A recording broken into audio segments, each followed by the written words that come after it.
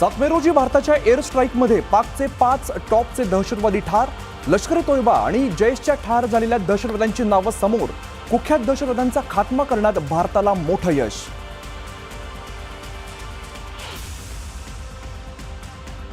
पाकिस्तान सेना के अग्रिम क्षेत्रों में सैनिकों की डिप्लॉयमेंट बढ़ती दिख रही है, जो स्थिति को और भड़काने की मंशा दर्शाती है.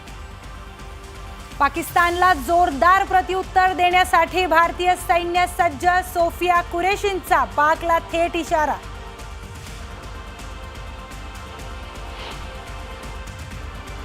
जम्मूच्या आरएसपुरा सेक्टरमध्ये पाकिस्तानकडून गोळीबार.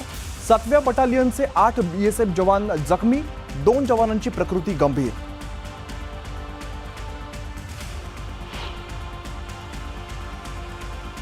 अफगाणिस्तानच्या तालिबाननं फाडला पाकिस्तानचा बुरखा. भारताने अफगाणिस्तानवर हल्ला केल्याचा दावा तालिबान संरक्षण मंत्रालयाच्या प्रवक्त्यांनी फेटाळला. भारताच्या प्रत्युत्तराने पाकिस्तान नामोहरम. भारतासोबत चर्चेची तयारी दर्शवली, मात्र दहशतवाद्यांना पोचणाऱ्या पाकिस्तानसोबत भारत चर्चा करणार का याकडे लक्ष.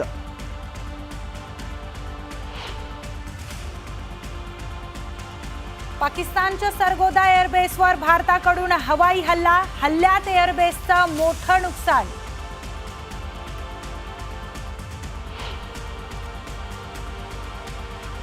कच्छमध्ये पाकिस्तानकडून ड्रोन हल्ले सुरू. भारतीय प्रशासनाकडून सीमा भागात हाय अलर्ट जारी.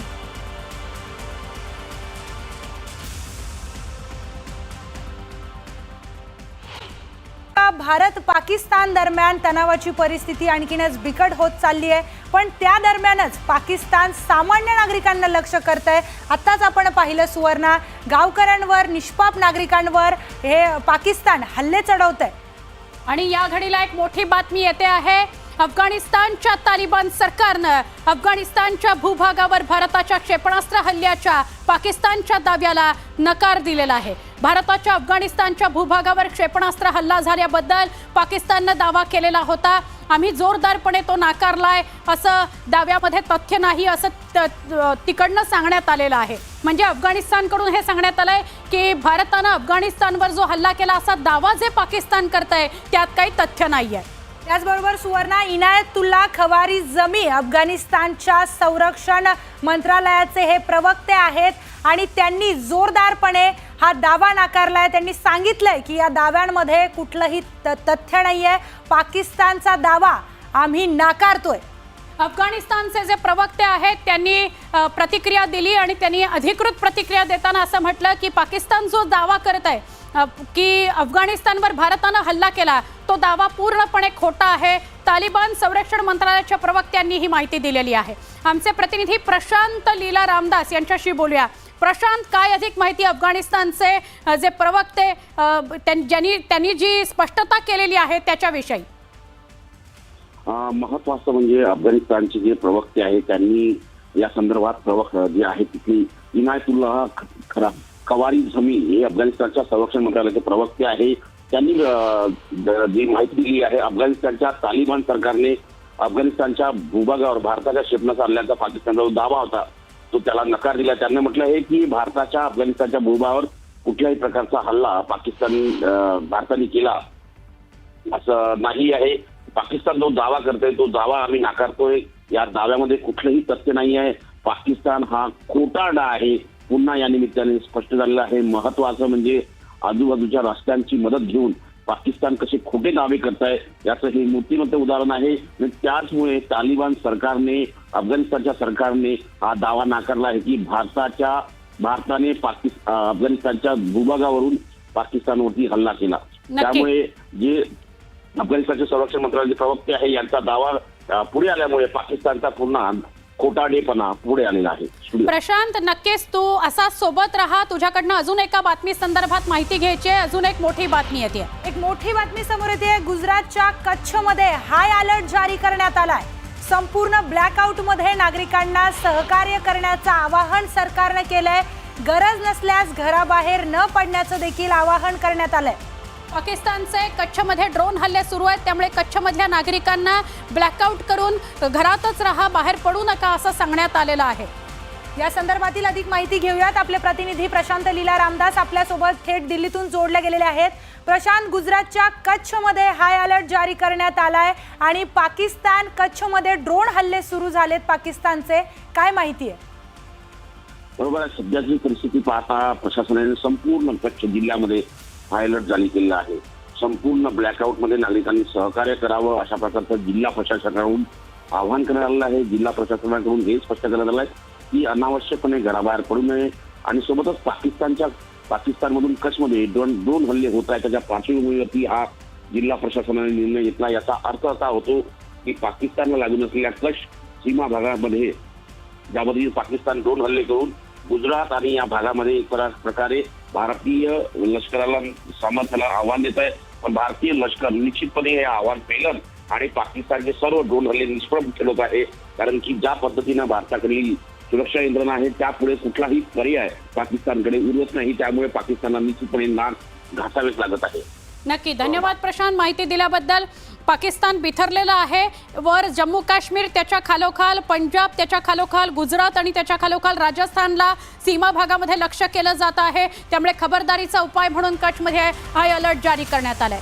दरम्यान एक मोठी बातमी समोर येते. भारत पाकिस्तान तणावाच्या पार्श्वभूमीवर रेल्वेचा मोठा निर्णय. पाकिस्तानला लागून असलेल्या जम्मू आणि पंजाबच्या सीमावर्ती भागात रात्रीच्या वेळी गाड्या जाणार नाहीत. रेल्वेने हा मोठा निर्णय घेतलाय. मोठी घडामोड याकरता कारण रात्रीच्या वेळेस ड्रोन हल्ले आणि मिसाईल हल्ले पाकिस्तानकडून केले जात आहे. तर मोठ्या प्रमाणात जीवितहानी होऊ नये, जीवित क्षती होऊ नये याकरता म्हणून हा निर्णय घेतला गेलाय की रात्रीच्या वेळी या भागांमध्ये गाड्या चालणार नाहीत. अमृतसर, भटिंडा, फिरोजपूर, जम्मू यासारख्या ठिकाणांहून जाणाऱ्या गाड्यांचं वेळापत्रक आता बदललं गेलेलं आहे. तर या ठिकाणाहून जाणाऱ्या गाड्यांचं वेळापत्रक बदलून त्या सकाळी धावतील. रात्रीच्या गाड्या धावणार नाहीत कारण पाकिस्तानकडून वारंवार रात्रीच हल्ले केले जात आहेत. त्याचबरोबर आता कमी अंतराच्या गाड्या देखील रद्द करण्याचा निर्णय घेण्यात आलाय आणि रात्री अमृतसर, जम्मू आणि फिरोजपूर सारख्या सीमावर्ती भागात पोहोचणाऱ्या गाड्या सकाळी तिथे नेल्या जाणार आहेत. सीमा भागामध्ये ट्रेन ज्या पोहोचतील त्या सकाळच्या वेळेला पोहोचतील. रात्रीच्या ट्रेनचं जे वेळापत्रक आहे ते बदललं गेलेलं आहे. रात्रीच्या वेळी ट्रेन धावणार नाहीत. सीमा भागातल्या कुठल्याही ट्रेन रात्रीच्या वेळी धावणार नाहीत तर सकाळच्या वेळी त्या धावतील. या निर्णयामुळे 15हून अधिक गाड्यांवर परिणाम होणार आहे. प्रवाशांना आणण्याकरता रेल्वेनं दिवसा विशेष गाड्या चालवण्याचा निर्णय घेतलेला आहे. या सगळ्याविषयी आपण अधिक माहिती घेऊया आमचे प्रतिनिधी प्रशांत लीला रामदास यांच्याकडून. प्रशांत, काय अधिक माहिती? रेल्वेनं हा मोठा निर्णय घेतलाय सीमा भागातल्या रेल्वे गाड्यांकरता. बरोबर आहे. केंद्रीय रेल्वे मंत्री अश्विनी वैष्णव यांनी या निर्णयाची माहिती दिली आहे. त्यांनी स्पष्ट केलं आहे की भारत पाकिस्तानच्या तणावाच्या पार्श्वभूमीवर रेल्वेने हा मोठा निर्णय घेतलेला आहे.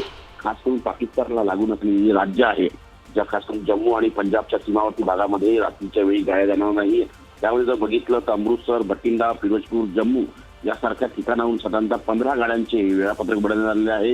यामध्ये जर बघितलं या निर्णयामुळे साधारणतः 15 गाड्यांवरती मोठा परिणाम होणार आहे. ज्या रात्रीच्या गाड्या आहेत त्या गाड्या आता सकाळी चालणार आहे. प्रवाशांच्या सुरक्षेसाठी आणि रेल्वेच्या सुरक्षेसाठी हा विशेष गाड्या चालवण्याचा निर्णय घेतला होता. पण दिवसा आता ह्या सर्व गाड्या धावणार आहे आणि महत्वाचं म्हणजे संध्याकाळी ब्लॅकआउट झाल्यानंतर हा निर्णय घेण्यात आलेला आहे की ब्लॅकआउटमध्ये रेल्वेच्या गाड्या धावणार नाही या परिसरातून. ज्यामध्ये सगळ्यात महत्वाचं म्हणजे बघितलं अमृतसर, जम्मू आणि फिरोजपूर या पंजाब आणि खास करून जम्मू काश्मीर या परिसरामधले हे शहर आहेत. भटिंडा असो यासारख्या शहरामधून या गाड्या धावणार नाही. हा मोठा निर्णय भारतीय रेल्वेने घेतलेला आहे. स्वर्णा, धन्यवाद प्रशांत आपण दिलेल्या सविस्तर माहितीसाठी. दरम्यान एक मोठी ब्रेकिंग न्यूज समोर येते. पंतप्रधान नरेंद्र मोदी यांच्या निवासस्थानी तिन्ही सैन्य दलाचे प्रमुख पोहोचले आहेत. मोदींच्या निवासस्थानी बैठकीला सुरुवात झाली आहे. दरम्यान सुवर्णा, भारत पाकिस्तानमध्ये तणावाची परिस्थिती आणखीनच बिकट होत चालली आहे आणि त्याचमुळे दिल्लीत बैठकांचं सत्र सुरूच आहे. तिन्ही दलांचे प्रमुख अजित डोवाल, संरक्षण मंत्री या सगळ्यांची पंतप्रधान नरेंद्र मोदी यांच्यासोबत बैठक सुरू आहे. या बैठकीला याकरता महत्त्व आहे कारण जेव्हा पाकिस्तानकडून चर्चेची तयारी दाखवली गेली त्यानंतरची ही महत्त्वाची बैठक आहे. याआधी शासकीय निवासस्थानी पंतप्रधानांच्या शासकीय निवासस्थानी बैठक होती आणि त्यानंतर पाठोपाठ ही अजून एक बैठक होतीये. या बैठकीमध्ये संरक्षण मंत्री आहेत, परराष्ट्र मंत्री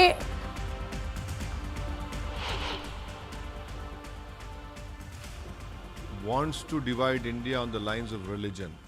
It wants to create more friction between Indian Muslims and Hindus and other communities over here. And when Pakistan talks about two-nation theory, why is it that they are bombing Afghanistan border post? When they talk about two-nation theory, why are they bombing the Iranian border post? Why are they killing the Baluchis who are also Muslims? The Afghanis are Muslims.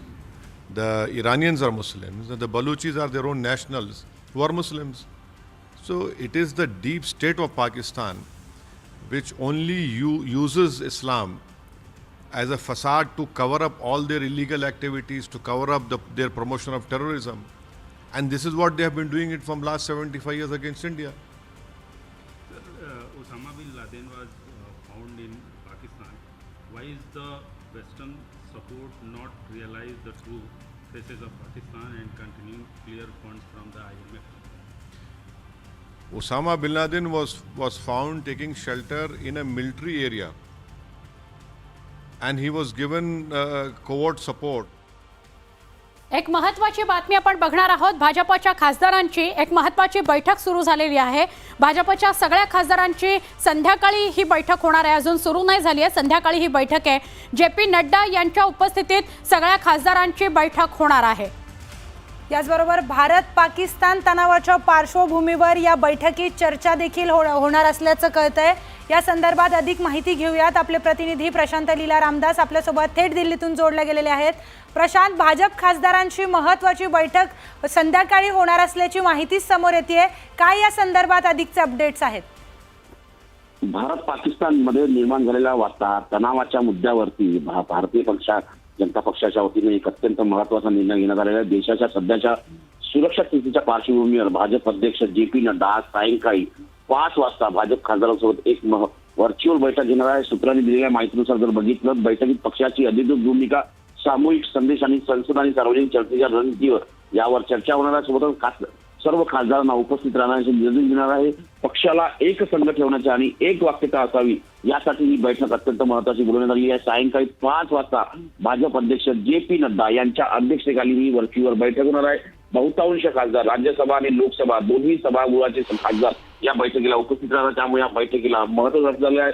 कारण की सर्व खासदार ज्या पद्धतीनं प्रसार माध्यमांमध्ये वक्तव्य देतात त्यामध्ये एक वाक्यता, एक संगता असावी त्यासाठी ही बैठक बोलवण्यात आलेली आहे. नक्की भारत पाकिस्तानमध्ये अशा प्रकारचा तणाव असताना कुणी काय विधानं करावी, कशाविषयी काय बोलावं, यात नियोजनबद्धता, सुसूत्रता असावी म्हणून ही बैठक घेण्यात येते असं आपल्याला कळतंय. धन्यवाद प्रशांत, आपण ही माहिती दिलीत त्याबद्दल. दरम्यान सियालकोटमधून एक नवा व्हिडिओ समोर आलाय. लष्कराने ड्रोन पाडल्याचा हा व्हिडिओ समोर आलाय. पाकिस्तानच्या कारवायानं भारतानं चोख प्रत्युत्तर पाकिस्तानला आता दिलेलं आहे. दरम्यान सियालकोटमधून हा व्हिडिओ समोर आलाय. भारताने कशा प्रकारे पाकिस्तानचे ड्रोन उद्ध्वस्त केलेत याचाच हा व्हिडिओ आलाय. सियालकोट मधला पहाटेचा हा व्हिडिओ आहे. जेव्हा उजाडलं तेव्हा एक ड्रोन सियालकोटच्या भागाकडे येताना दिसला. भारताने तो हवेतच तुकडे तुकडे करून टाकले, त्याचे निस्तेनाबूत केला. त्याचे तुकडे आणि राख फक्त खाली आलेली आहे. पाकच्या कारवायांना असंच बेचिराख केलं जात आहे भारताकडून. सगळे त्यांचे हवाई हल्ले आपण हवेतच उद्ध्वस्त करतो आहोत. तर पाकिस्तान वारंवार सामान्यांवर हल्ले करत आहे. वारंवार LOC जवळ सुद्धा फायरिंग सुरू आहे. आणि आता हाच ड्रोन सियालकोटमध्ये दिसून आला होता आणि या ड्रोनचे देखील तुकडे तुकडे करण्यात आले. या ड्रोनला देखील भारताच्या सैन्याने उद्ध्वस्त केले. दरम्यान दहशतवादाविरोधात भारतानं एक मोठी कारवाई केली.